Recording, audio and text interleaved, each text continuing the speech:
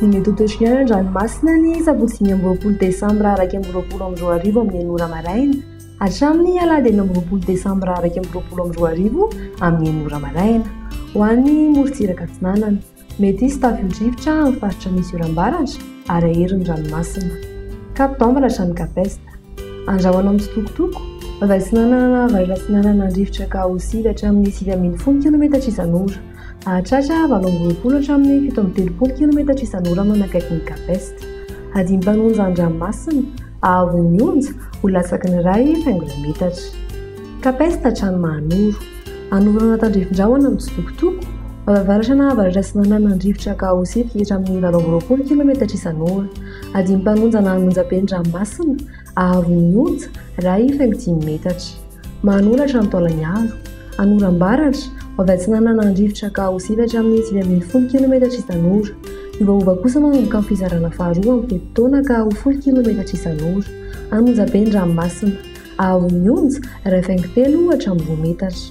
Taolagny hatrany Cap Sainte-Marie. Misy tandrifin-drahona iserana vavatsiny ny rivotra ka ho 9 hatramin'ny 20 km isan'ora. Hanonja-be ny ranomasina ahavon'ny onja ray faingo 5 hatramin'ny 2 faingo 10 metatra. Ho an'ny morontsiraka andrefana mety hisy tafio-drivotra amin'ny faritra misy oram-baratra ary aherin'ny ranomasina. Cap Sainte-Marie hatrany Cap Saint-Vincent anoram-baratra vavaratra varatra andrefana an-drivotra ka ho 9 hatramin'ny 910 km isan'ora. Ho avy atsin'ny andarana izany ka ho 910 hatramin'ny 730 km isan'ora. Hanonja-be ny ranomasina ahavon'ny onja ray faingo 5 hatramin'ny 2 faingo 10 metatra. Cap Saint-Vincent hatrany Cap Saint-André anorana ny tapany atsimo andrahoana amin'ny tsitokotoko ho any ankafa. Vavy andrefana na avaratra andrefana an-drivotra ka ho 910 hatramin'ny 20 km isan'ora. Adiny mpanonja an-dranomasina ahavon'ny onja ho latsaky ny ray faingo 2 metatra. Cap Saint-André hatrany Analalava anorana tandrifin-drahona amin'ny tsitokotoko. Ho avy avaratra andrefana an-drivotra ka ho 9 hatramin'ny 910 km isan'ora.